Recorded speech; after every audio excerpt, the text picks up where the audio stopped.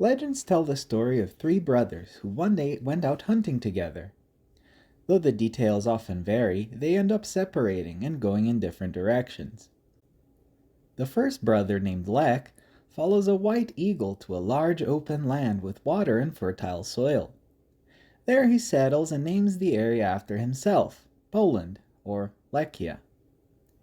The second brother, named Czech, crosses a mountain range and finds a valley teeming with wildlife. Similarly, he settles there and names the area after himself, Bohemia, or Czechia. The final brother, named Rus, went east, and upon finding his fertile land, named it Ruthenia, and settled there.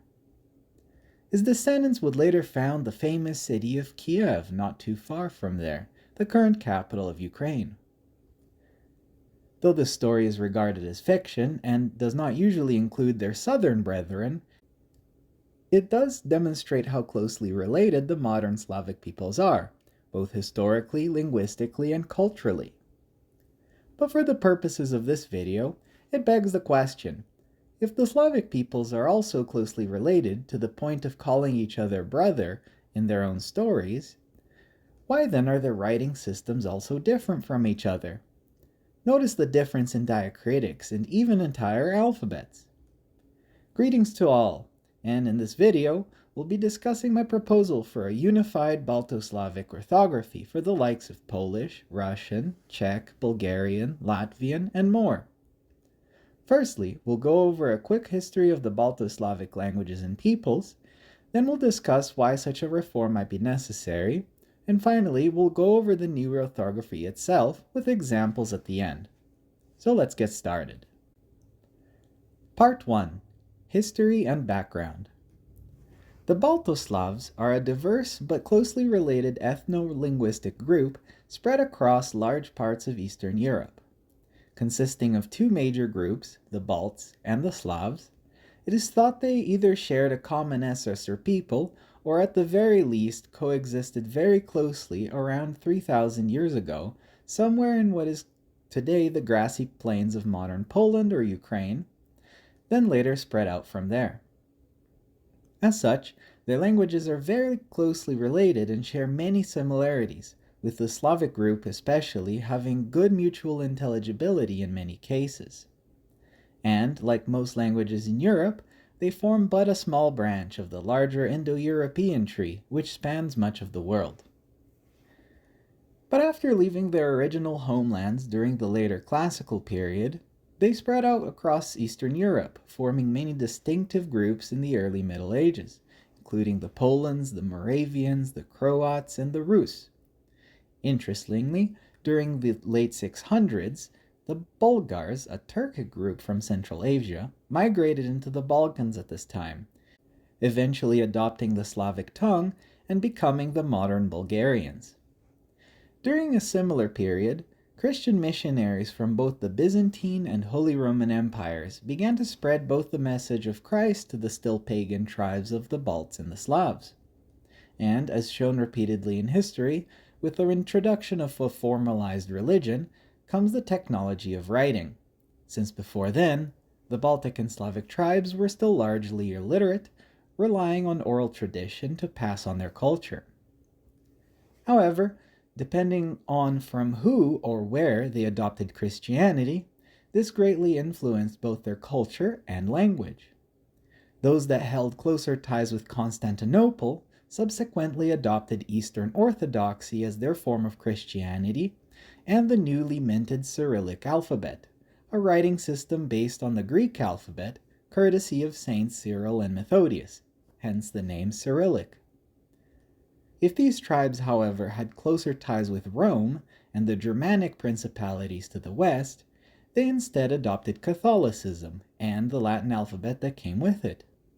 This divide is still clear to this day, as the westernmost countries of the Baltic and Slavic peoples are still either mostly Catholic or Protestant and write their languages with the Latin script, while their easternmost cousins still adhere to Orthodoxy and write their languages with Cyrillic.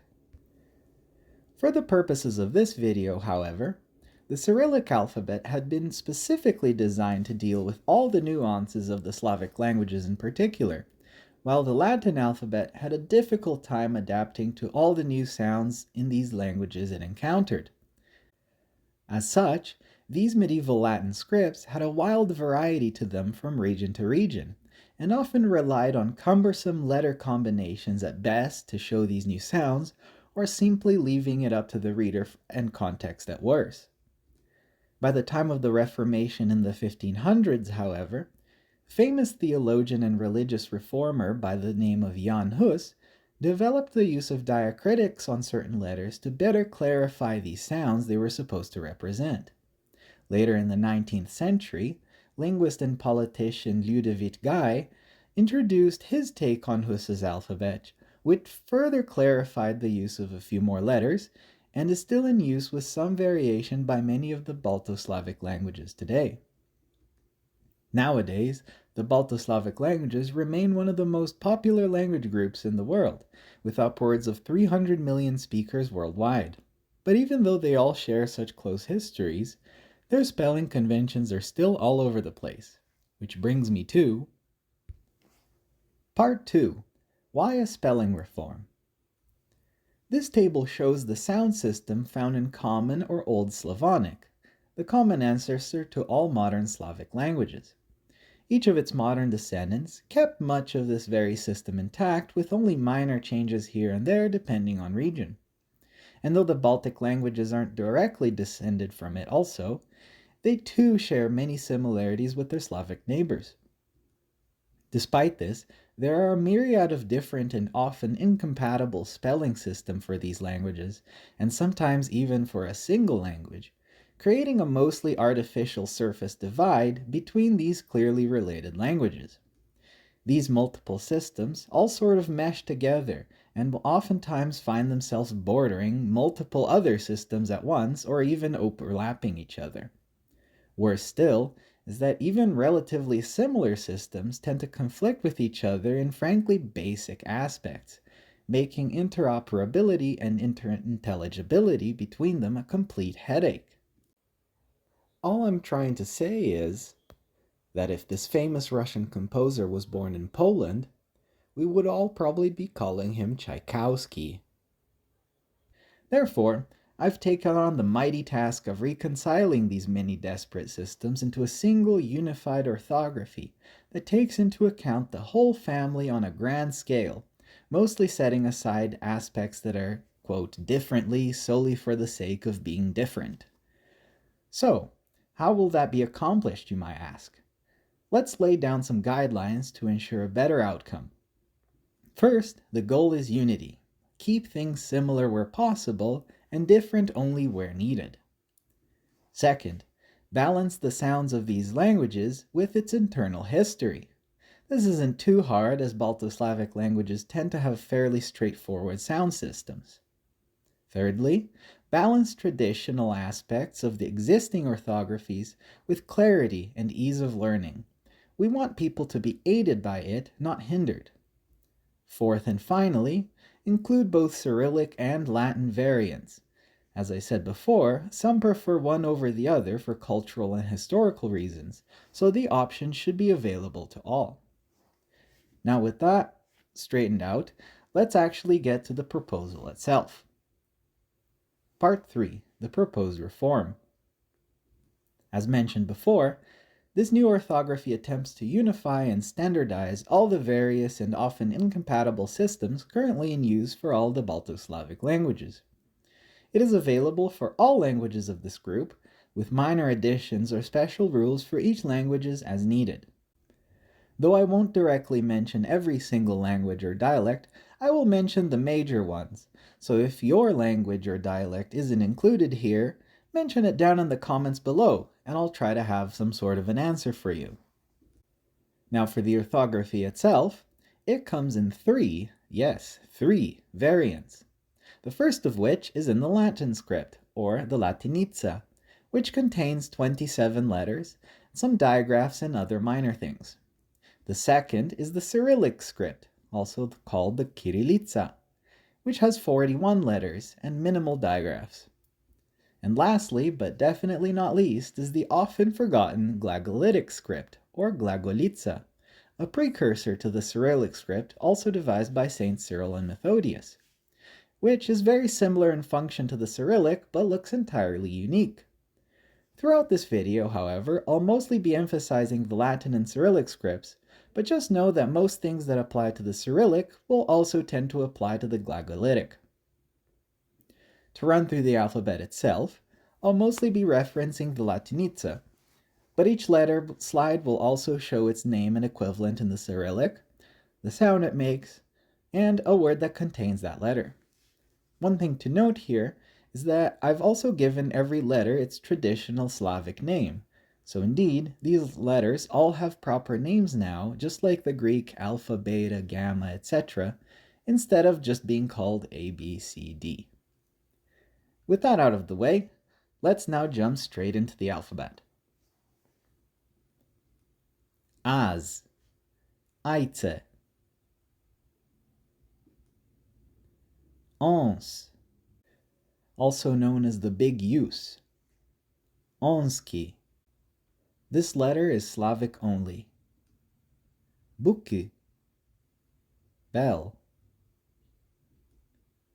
Tsi, cena. Červ, čelovek. Dobro, tym. Jest, jedin. Yet, also known as the yat. Yesti. This letter is for use in scholarly Slavic only, as it usually merges with something else, such as the regular ye, iye, I, or ya, hence the name Yat. Jens, also known as the little use. Język. This letter is also Slavic only. Fert, fanar. Glagoli, golva. The softer Czech, Slovak, and Ukrainian h merge here. Cha, hockey. This letter, when in the Latin, is only used in loanwords. Additionally, only the Latin letter is called cha. We'll see the actual names for the Cyrillic and Glagolitic letters show up in a bit later. Ije, historia. Yer, also known as the front yer, short e, or in the Cyrillic, the soft sign. Den. The Latin version of this letter should only be used for scholarly purposes of denoting Old Slavic sounds and are otherwise deleted or merged with something else. The Cyrillic version can instead be used to show palatalization or soft consonants in modern languages. Yot, Yemien. Kako, Kol. Ljudje, let. Bard ljudje, also known as the dark or velarized ljudje. Lodi. This letter is for the Northwestern Slavic regional variant of the hard L, which is pronounced closer to a W sound. Mislite, mesens. Naš, nebo. On, ogoň. Pokoj, ptak. Rci, rok. Hačekt rci, also known as the fricative or non-sonorant rci. Řeka. This is the Western Slavic regional variant of the soft or palatalized R that now acts more like a fricative. slovo, solnce, sha, shiti, tvrdo, trava, uk, ucho, yor, also known as the bag yer, or the short u, or in the Cyrillic, the hard sign, ungol. The Latin version of this letter should only be used for scholarly purposes of denoting Old Slavic sounds and are otherwise deleted or merged with something else. The Cyrillic version can instead be used to show lack of palatalization or hard consonants in modern languages. Vede, voda, yeri, ryba, zemlya, zorya, and last but not least, živete, žena.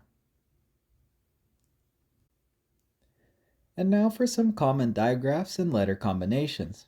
For most of these, the Cyrillic and Glagolitic alphabets usually have just a single letter that is part of their alphabet, whereas the Latin needs to make do with a combination of letters. So let's take a look. Cher, hold. This is the regular Latin variant of the Cyrillic X-looking letter, as well as the proper name for both. Dzelo, dzvon, czerw, dżin,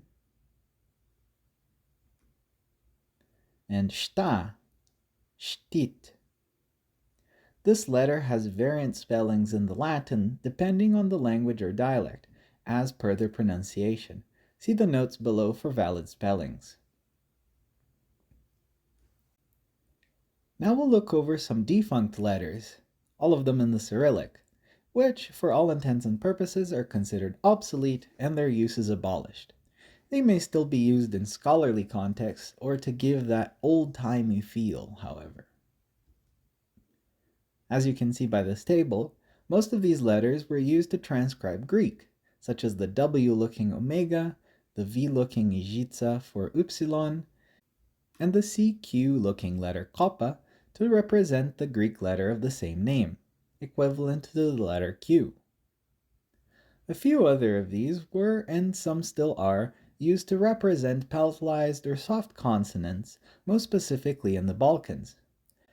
Because all of these now have other ways of spelling them, as we'll see later in the video, they are now considered obsolete and redundant and can safely be relegated to the annals of history. But wait, what is this? Christ almighty, it's the multi-ocular O. Don't stare at it for too long, lest it tell you to be not afraid and all of that. Indeed, the multi-ocular O was a Cyrillic variant of the regular letter O that was used likely as an embellishment in the word many-eyed seraphim on a psalter from 1400. It was, of course, pronounced the same as the regular O, but it does have that sort of mysterious, almost terrifying aura to it. But in fact, it was not alone, since there were many other variants of the letter O from that time.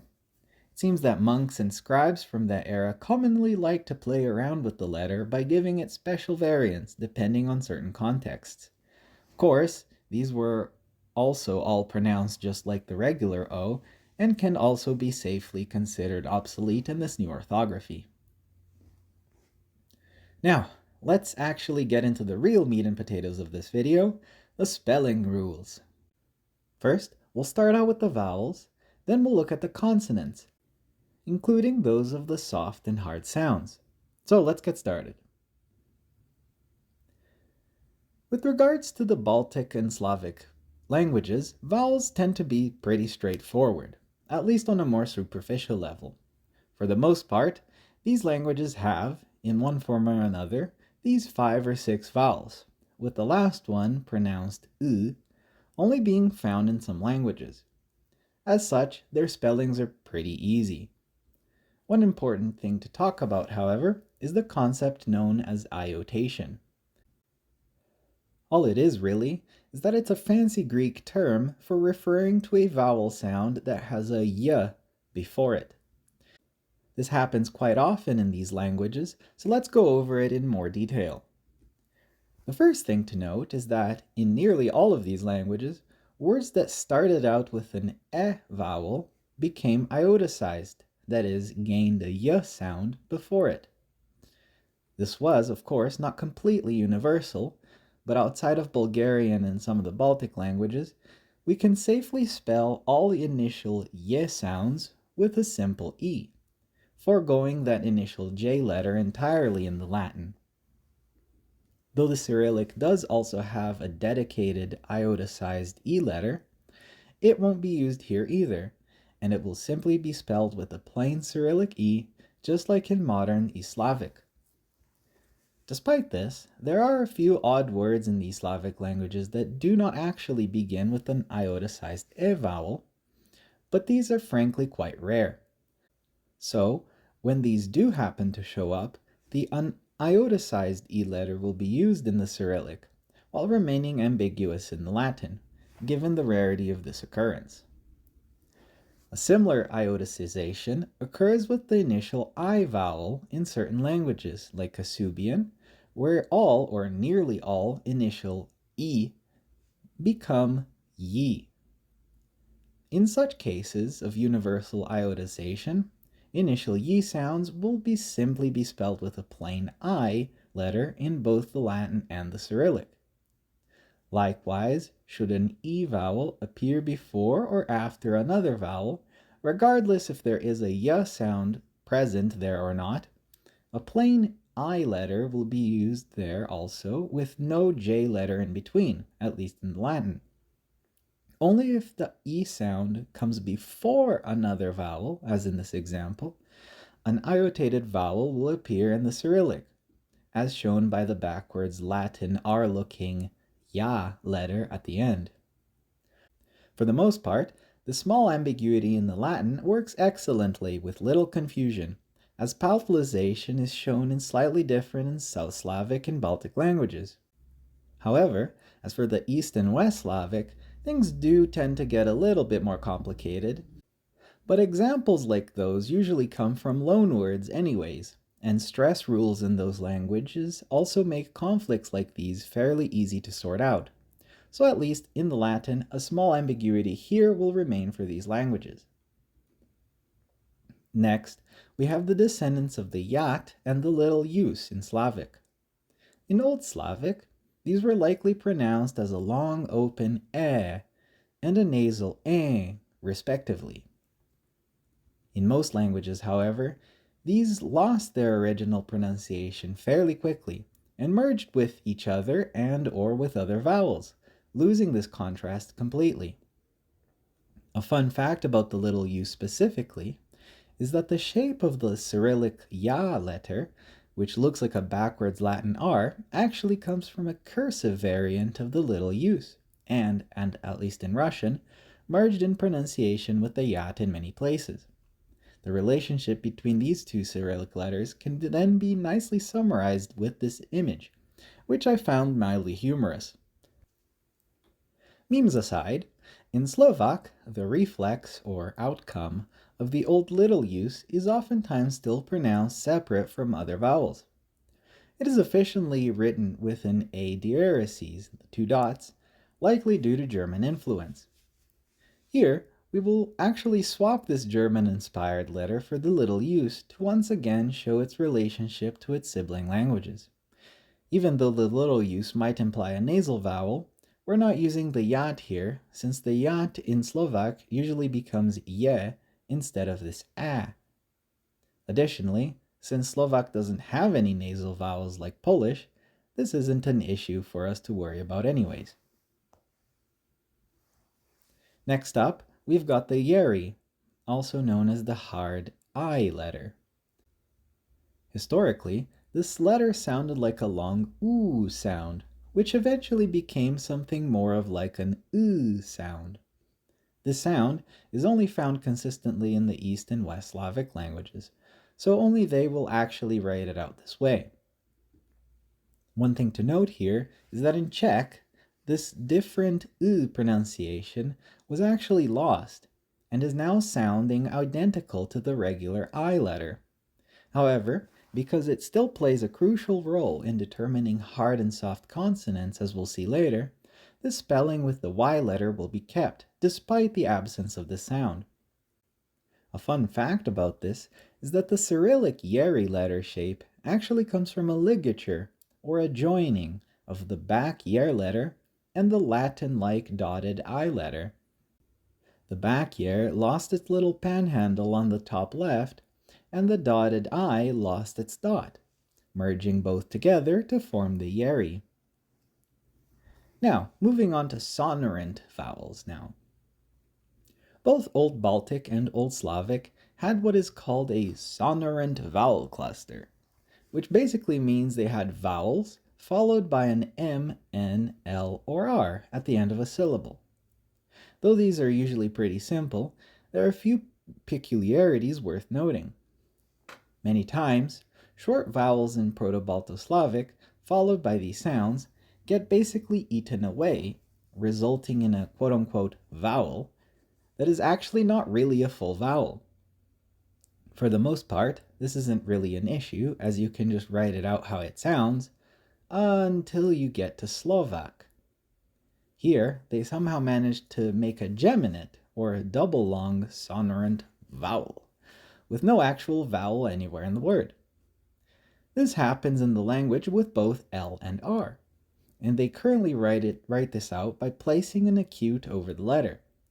This won't really do, as putting an acute on the L and R could be easily mistaken for palatalization or softening of these letters, so we will instead do what most languages do that use the Latin alphabet and simply write out the consonant twice.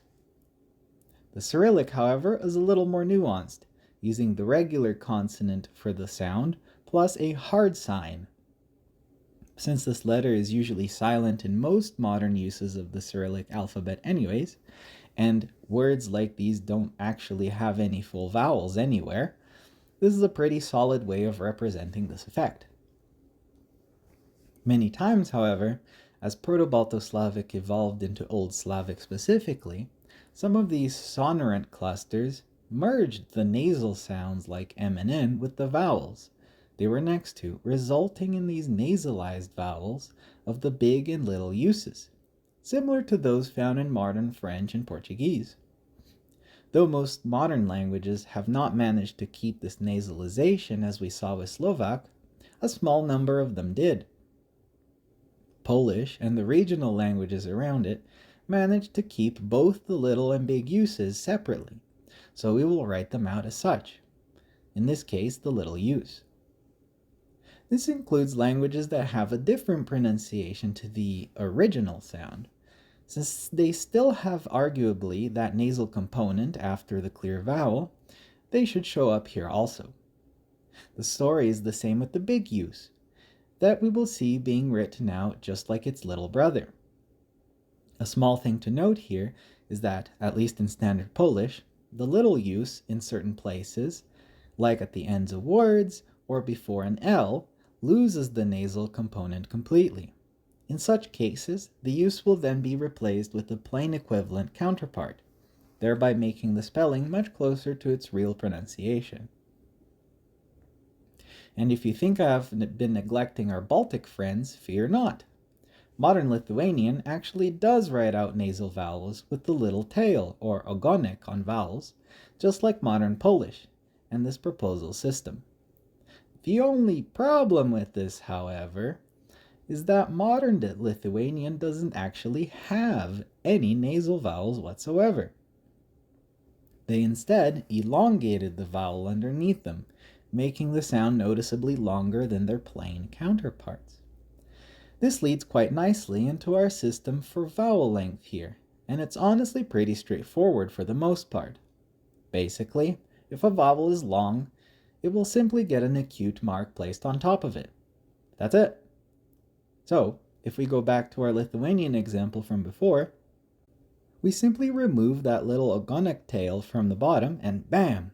Add an acute accent on top. Easy as can be. And like we mentioned before, if we have a vowel plus a y sound after it, whether long or short, we remove the j letter, and now, because it's long, also remove the ogonic and add the acute. One problem arises, however, if that long y sequence starts a word. In order to avoid having two diacritic marks on the same letter in Cyrillic, we will do sort of what we did with those long Slovak R's and L's. But instead of a hard sign, we will use the soft sign, given that the I letter is always soft in this language. If the vowel is different, however, we'll need to get a little creative instead. In this case, we will actually use a plain I letter in the Cyrillic, followed by the long vowel. This way, it will reduce the clutters on top of letters, and seeing as the sequence is quite rare to begin with, it won't cause much confusion. Going back to the Baltic languages for a moment, an interesting quirk of their languages is that every vowel comes in both long and short pairs. All except for O, which is always long. The pronunciation of the long O actually varies somewhat, but functionality-wise, it's all mostly the same. As such, because there is no short counterpart to this sound, writing a long mark on the O letter is kind of redundant, and we will instead just assign the regular O letter for the job of always being long. So to recap, for the nasal vowels in the Baltic languages, Lithuania will get a spring cleaning and reorganization of their vowel letters, while Latvian and Baltic Prussian will simply get their length marks tilted upwards.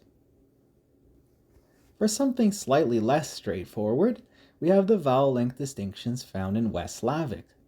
In Czech Slovak, the dichotomy between long and short vowels is still pretty evident with a few minor caveats. As mentioned before, the hard and soft I letters have merged in pronunciation, but since they are still relied upon for other things quite heavily, as we'll see later, their spellings must be kept distinct. Additionally, the pronunciation for the long O's and U's have shifted somewhat and are currently spelt differently. So we will undo this exceptional spelling and make it once again follow the pattern, despite it not being pronounced quite exactly as such. As for the languages of the Polish group nearby, their system of long and short vowels collapsed quite catastrophically, and in the case of Polish specifically, left only the long O barely distinct. Their spellings will be similarly standardized to follow this pattern, even though they once again aren't exactly pronounced like their actual long and short pairs. This standardization process can be clearly seen in words like this one, which, despite it being spelt in various different ways across these closely related languages, are pronounced very similarly to each other. Therefore, with their spellings now unified, the relationship is much easier to see. In some of these languages, as well, just as some of them experience initial ioticization of the letter E and I at the beginning of words, so too does the letter O experience a similar phenomenon, going from a plain O to a more rounded wo. So, in the same way as we handled that ioticization, this vowel sequence will be simplified to be closer to its roots. Kashubian specifically undergoes a slightly different process, where certain O vowels shift closer to a ue, presently depicted with a grave accent on the letter. This is actually similar somewhat to what happened in Spanish, which saw stressed O's from the original Latin morph into their present ue form. Unlike Spanish, however, we will actually keep the plain O spelling, with the grave accents being optional. This is done for a couple of reasons. Number one, to reduce the number of diacritics, which in Kashubian ends up being extremely common. Two, because the sound change is quite regular and easy to guess where it happens. And three, because if we did go all the way like Spanish and wrote all the u's as U plus E, the letter O would basically never begin a word and otherwise be extremely rare. So, just as another example of these changes, we can see this word meaning county going from spelling like this to this new one, noting the change in the second vowel also. This phenomenon also happens with the U letter, going from a plain U sound to something more akin to U or U, depending on the accent. Likewise, we will forgo the grav, which is still optional if you really need it, and write it plainly for the same reason. Another thing you may have noticed in the previous example is the removal of this letter that I have highlighted here, the E with diareses. Simply put, this process is where a vowel, like the U in this case, becomes more relaxed in pronunciation for whatever reason, in this case turning to an sound. This is a very common change that occurs, and Kasubian is no different in that regard. But because this process happens in a quite regular fashion in Kasubian, we will actually just write out the underlying vowel, even though it's technically not pronounced in that way. This will therefore make it much easier to see the roots of these words and to better connect it to its neighbors if necessary.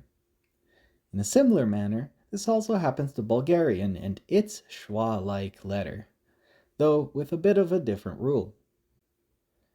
Because of the fact that, unlike Kasubian, this vowel is relatively rare, and the fact that it regularly merges with a in unstressed positions, we will simply speed up this process of merging a bit and fully spell it with the a letter everywhere. Because the sound is rarely used to distinguish words anyways, and as mentioned before, it's quite rare, not much here is lost. On the other side of the spectrum, however, we have the relatively complex system of vowel reduction in East Slavic. In Belarusian specifically, and similar to its neighboring Russian, vowel reduction is usually based on stress, or lack thereof. When a vowel becomes unstressed, the pronunciation of it relaxes, likely in an attempt to make it easier or faster to say the word, to the point of many vowels merging quite aggressively in these positions. The problem with Belarusian specifically, however, is that they actually write out this vowel reduction in the spelling, which can cause a whole load of unnecessary headaches when writing. This is because, should the stress move around as it often does due to noun declensions or other verb conjugations, it's as if these vowels themselves spontaneously change in the writing for seemingly no reason. For example, here we have this noun meaning head, like the body part, in the nominative singular case. The root of this word is spelled G-A-L-A-V when in this form, and the remaining A is there denoting the current declension, being a suffix. However, the moment we decline this word to the nominative plural, the stress moves back a syllable into the root, as it normally would, but it somehow causes the A that was there in the root to seemingly mutate into an O, apparently for no reason. It does this because that vowel was always etymologically an O, with the only difference being that its unstressed pronunciation was similar to that of an A in a comparable position. If we then decline it to something else, like the dative singular, the stress moves once again, and the vowel in the root flips yet again. This madness simply cannot continue. As such, we will spell it out etymologically, just as in Russian, forever banishing these random vowel changes to the realms of legend. It is important to note, however, where these vowel alternations happen, so that one doesn't overcorrect something that didn't need correcting in the first place. An example I've often seen of this is the name of Belarusia, its language and people, which are all occasionally spelt with an O letter. This, of course, is etymologically incorrect, and the letter A here should be kept in all cases. Briefly mentioning stress and pitch accent, these for the most part won't be written out just as they currently are. They may be optionally written in learning material and dictionaries, but their use is ultimately not required. One final thing about vowels before we move on to the consonants is diphthongs. That is, two vowels next to each other without any consonants in between. In Slavic languages at least, diphthongs aren't really a thing, with the ones that do show up usually coming from loan words. As such, they will be undiphthongized and reinterpreted as simply a vowel plus a consonant. Letters V for you and J for I. Pretty simple. This will also apply to fake diphthongs created by vowel or consonant shenanigans, such that they will now be reinterpreted to make more sense within the rules of each language. Speaking of consonant shenanigans, another language that likes to act like it has diphthongs is Belarusian yet again. In Belarusian, syllable final L's and V's often become pronounced closer to a W sound, and they currently write it as such despite it only being a superficial feature.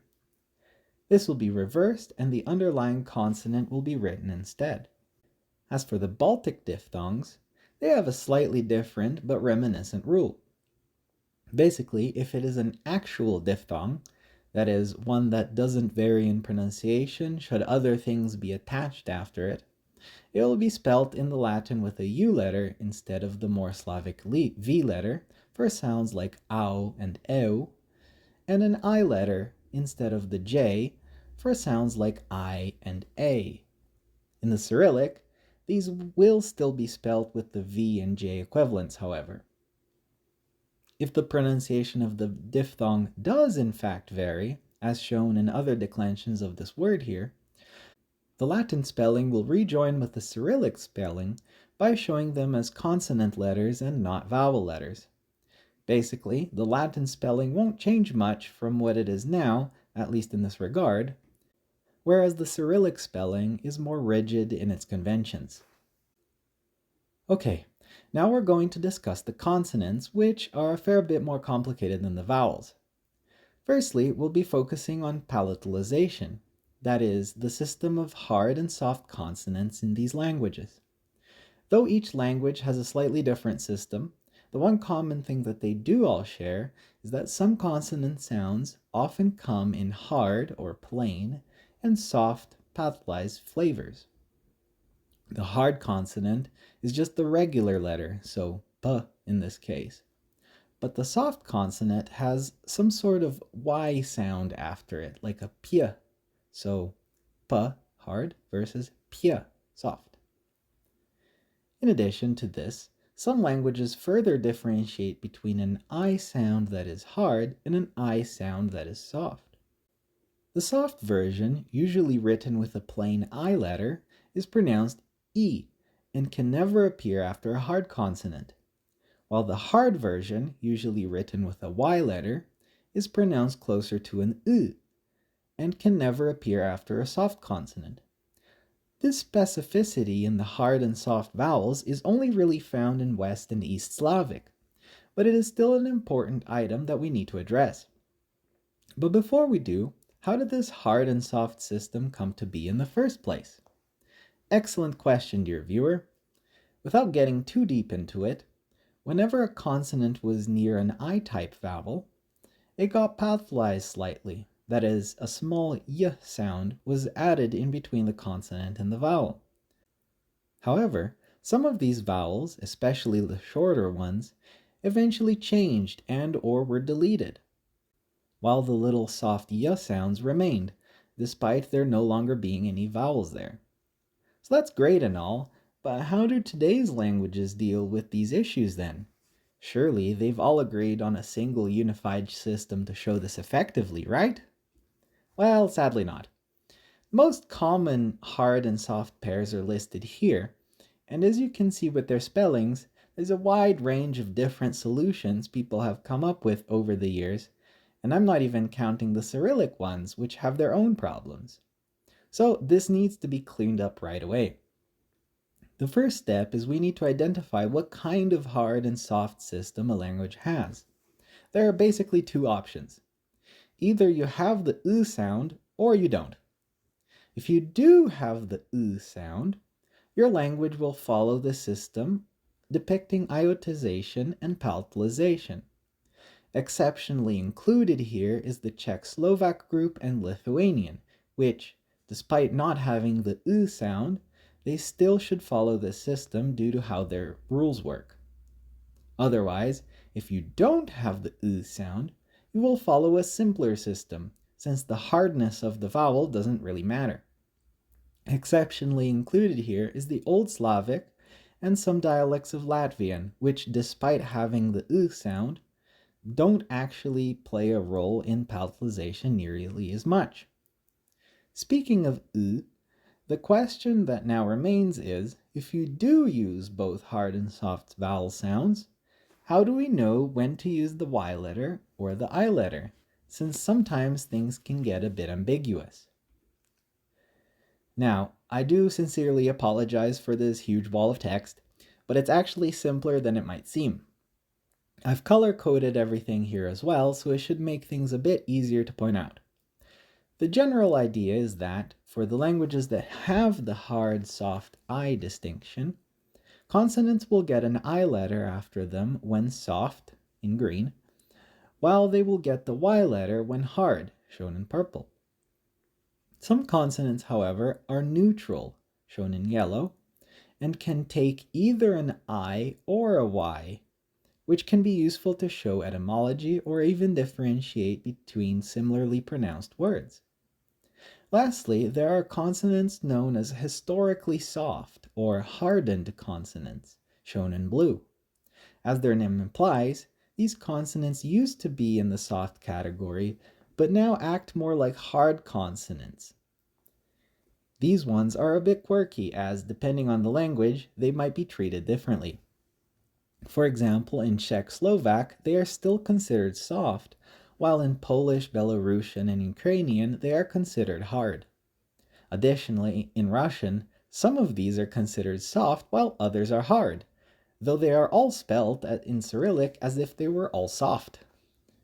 To reconcile all of these, the rule that I've laid out here is that in the Cyrillic, these will all take the I letter always, regardless of whether they are considered hard or soft, since the Cyrillic spellings tend to be a bit more conservative than their Latin counterparts. The Latin will instead vary by language, though for the most part they will generally take the Y letter. Feel free to pause on this slide so you can get a better idea of what goes with what. So, to recap, we basically just took this mess of letters that we had before and simplified it down to this. Much cleaner, right? Well, now let's take a look at some examples of this new system in action. And don't worry, I'll explain what that barred L and hatchet R do as well. First things first. Should we have a soft consonant with no vowel after it, we will simply spell it with whatever its hard equivalent is, plus a soft sign. The Latin looks like an acute on top of the letter, while the Cyrillic uses a soft sign letter, also known as the frontier. Hard letters are usually unmarked or have the Y letter after them, such as the B in this word. Pretty simple.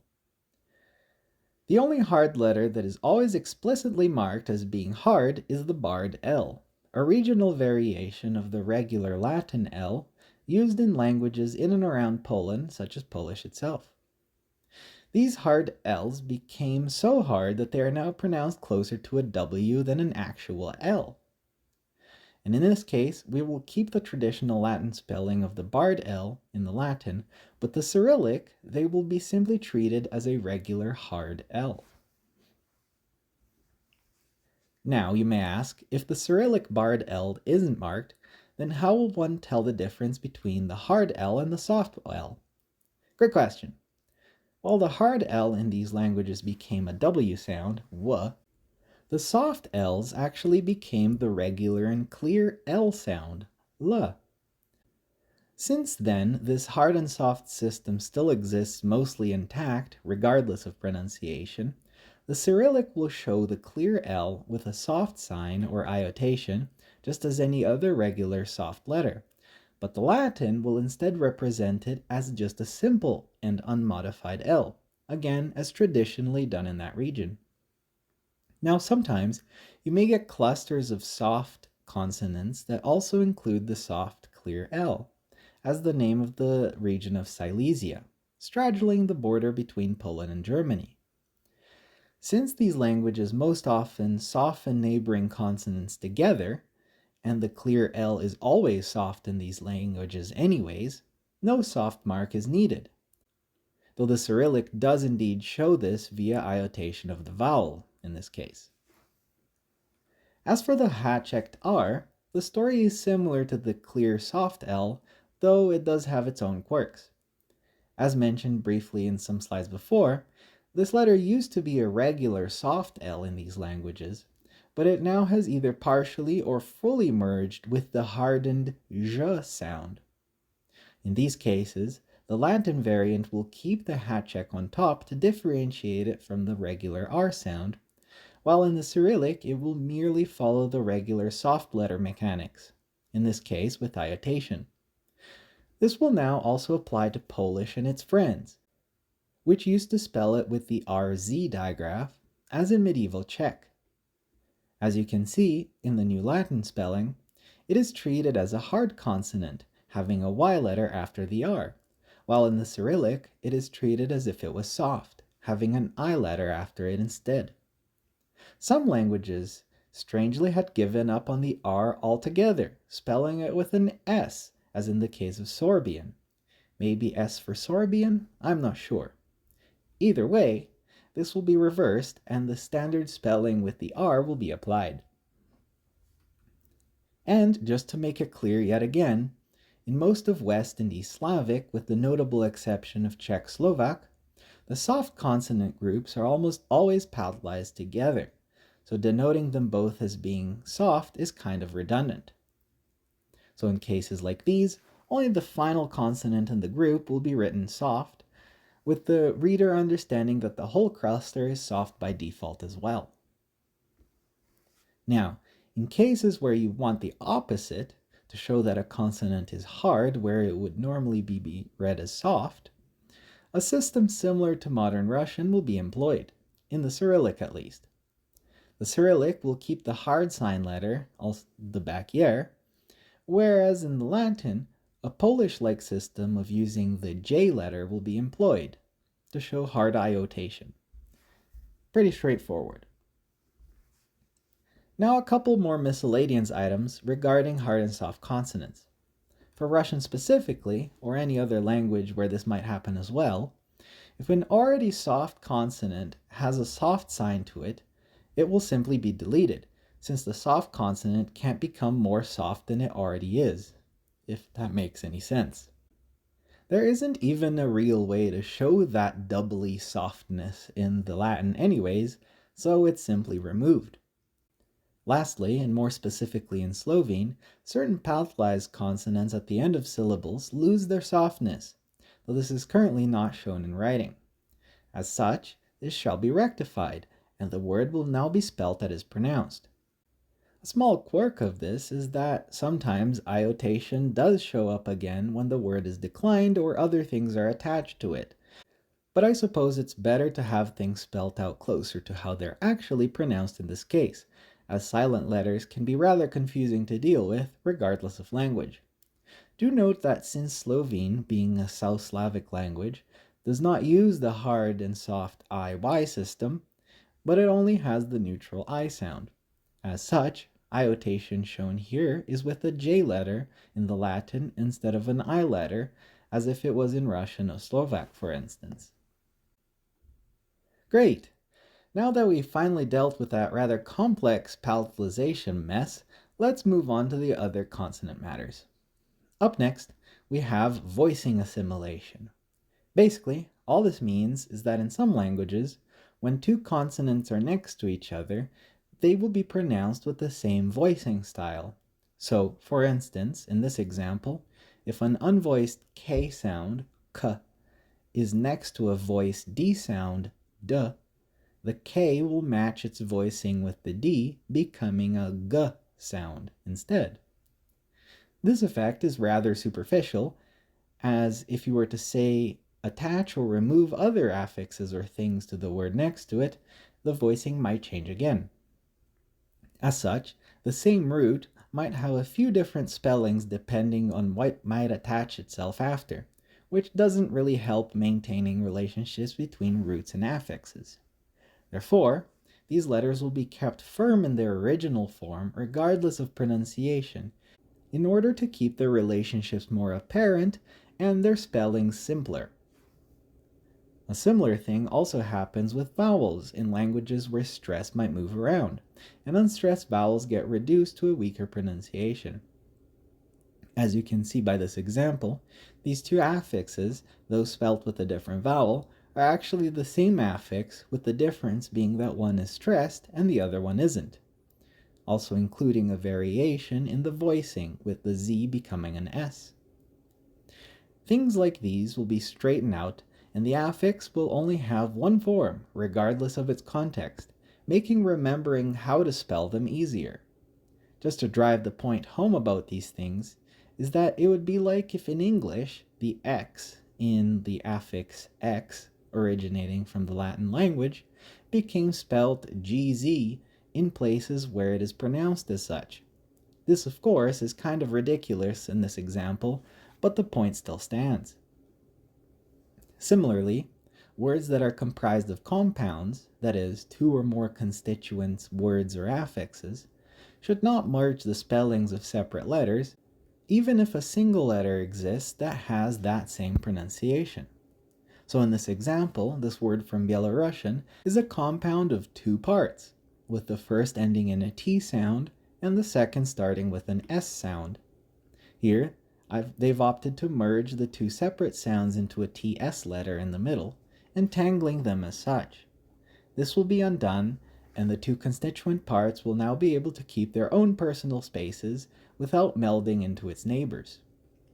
To use an analogy, it would be like in English if whenever we had a pluralized word ending with a K sound, we spelt it with an X. This, of course, is not the case, as we should and do keep the original word intact when adding other bits to it. Now running quickly through a final laundry list of miscellaneous items, written double consonants that aren't actually pronounced doubled will be deleted, leaving only one in its place. It's not needed, and it's not being used to show anything important, so it will just be deleted. An exception to this again is if it's a compound. So in order to keep the integrity of their spellings, they will be allowed to keep their double letters, even if they aren't necessarily pronounced in these cases. Lastly, for this part, is spelling sounds with letters that don't even have that pronunciation in the first place. When I learned of this, I sort of laughed because I thought of it as something being like English might do this. But no, this isn't English. It is in fact Russian. And we can see in this case a Cyrillic G letter being pronounced as a V. So, as to keep some sanity left in this world, things will be spelt as they sound. Granted, these cases are quite few and far between, but either way, we will spell things as they sound. Finally, two last things before we go to the examples. First up is loanwords from Greek and Latin. Given the history of these languages, with the church and Jesus and stuff, they have quite a few borrowing of these. Problem is that depending on where and when they borrowed these words from affected how they were written down and borrowed into the language, especially when you consider the Catholic and Orthodox divide. So it's good to standardize these, as these words tend to be quite common in all of Europe's languages and can aid in smoothing out wrinkles in recognizability. The system here is pretty straightforward, as basically you want to keep the Greek letters in the Cyrillic spellings, with a notable exception of some of the vowels. So in words like geography, their spellings become immediately recognizable regardless of the language. Words like hymn and history lose their rough breathing or H sound at the start. Words like ocean keep a hard K, whereas in the Romance or English you might expect something softer, though these do show up in words like justice, where there's a TS sound in the middle. Finally, words like Jesus keep an initial J or I letter, even where it might technically be redundant, in addition to keeping an S in the middle instead of a Z that sometimes happens. Pretty straightforward. Lastly, I did want to mention a little bit about anglicization.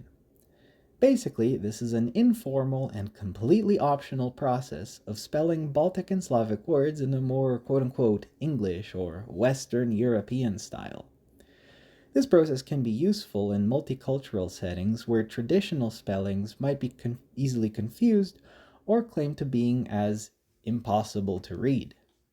And, being honest, how many times have you seen a non-Slavic speaker try to read or pronounce a Polish name only to fail spectacularly? But again, this process is purely optional and entirely up to the person to decide if they want to actually use it or not, merely as a matter of convenience. The process is relatively straightforward. Basically, you just ask yourself, how would I spell this in English? Pause the video here if you want to take a closer look at this, but most of it is rather intuitive, so I won't spend too long here. But to show some quick examples, we can see here a name such as Wojciech, which is spelt in the old way on the left and the new spellings to the right, and we can conceivably anglicize it to the following. Pretty neat, right? I mean, the foreigner might still look at this name funny, but it's certainly more recognizable. This could also be used for place names, especially in locations where there might be lots of tourists or foreign people. So we can take a place name like this one and change it into something other people might more easily recognize. Again, I want to emphasize that this process is purely optional and should only be used in informal or at the very least non-official settings. And that's it. That's all the spelling rules. Many thanks if you've managed to stay through this whole thing, so we'll now move on to part 4, examples. We'll be using the Article 1 of the Universal Declaration of Human Rights, as this exists in all of these languages and makes comparison between them easier. Also, remember to pause the video if you ever wish to take a closer look at any of these examples. So let's get right down to it. First up are the Baltic sisters, Latvian and Lithuanian. Here we can clearly make out the differences in how they deal with both soft consonants and vowel length in their old spellings. Now, here's the new version. Much more organized in my opinion. Vowel length is treated equally, and soft consonants are standardized. Wonderful. And though I doubt they would actually ever use this for historical reasons, here are the languages in the Cyrillic script, which, I gotta say, does have an interesting vibe to it. Next up, we have Czech and his brother Slovak. Though they already were quite similar before, their disparate diacritics certainly do not help in interoperability. Now, with the new system, their spellings have really shown how close these two languages can get. Similarly, they also get a Cyrillic variant, which I gotta say fits them quite well as well. Next, we have Lech and his party, a group renowned the world over for having confusing Latin spelling conventions. They can't even seem to agree on the basics, even for the same language in the case of Silesian. So let's give them a hand. And would you look at that? It's almost as if they were closely related after all. Sarcasms aside, these actually cleaned up quite well and really show off their relatedness. Of course, just like the others, the Cyrillic script really fits in quite well, especially given the use of more archaic nasal letters. Now, I did have to make a slide entirely for Kasubian, as the change on this little guy was simply enormous. Like, holy moly. It's actually rather impressive on the amount that this one cleaned up. The new variant has half the diacritics even. The Cyrillic at the bottom also fits quite well, already making use of the S-looking Z letter. Now we've got the inheritors of the Rus on display. But even though they all use the Cyrillic script, their conventions are rather disappointingly different. So let's fix that. Russian itself doesn't change much in this example, but the other two standardize quite well. Do note that the uses of the Cyrillic letters I and Y have changed in both Belarusian and Ukrainian, so keep that in mind while you're going through these examples.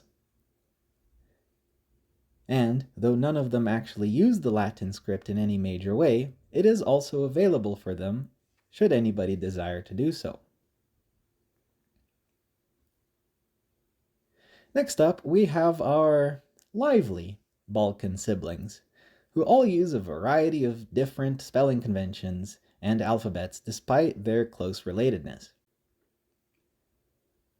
In the Cyrillic, they now use a much more standardized spelling convention for their soft consonants and iotation, while in the Latin they again showed their familial relationships in the relatedness of their words. Finally, I brought in two surprise guests in the form of Old Slavonic and Inter-Slavic. While Old Slavonic was the real-life ancient common ancestor to all Slavic languages, Inter-Slavic is a modern, constructed language created as a thought experiment in order to find common understanding between the Slavic languages. In their new Cyrillic forms, their spellings also have been normalized to fit this new system. And their new Latin forms also don't look too bad as well. Hopefully, with these new standardized spellings, it can make intercommunication between them even easier. Now remember when I said all the way back near the beginning of the video that there was also a third optional alphabet available? Well, here it is, the Glagolitic script in all its blocky glory. I'm using the Old Slavonic here as an example, but all other languages that we've discussed here today should also be able to use the script without much tinkering, as it works almost the same way as the Cyrillic, despite its deceivingly medieval look. And, just for the sake of being thorough, here's one more example with the Old Slavonic and Inter-Slavic, but this time using the optional anglicization method. Nice. Now, I wasn't sure whether to include this slide in the video at all or not, but it seemed quite fun to me, so here it is. With the use of some archaic letters that we've previously banned, it's actually completely possible to write out modern Greek, or ancient even, entirely in Cyrillic with barely any changes to the overall spelling system of the words. I guess this just goes to show how closely related the Greek and the Cyrillic alphabets really are. But I'll let you decide if this is an accursed abomination or something brought down from heaven itself. Either way, it's just for fun. And that's all that I've got. This was certainly the longest video I've ever made thus far, but congrats if you made it this far as well with me, and hopefully you enjoyed it. Let me know your opinions down below in the comments if you think this is a good idea or if I finally completely lost it. Remember to like this video if you did, and maybe check out some other videos I may or may not have in my channel yet. Either way, thank you so much for watching.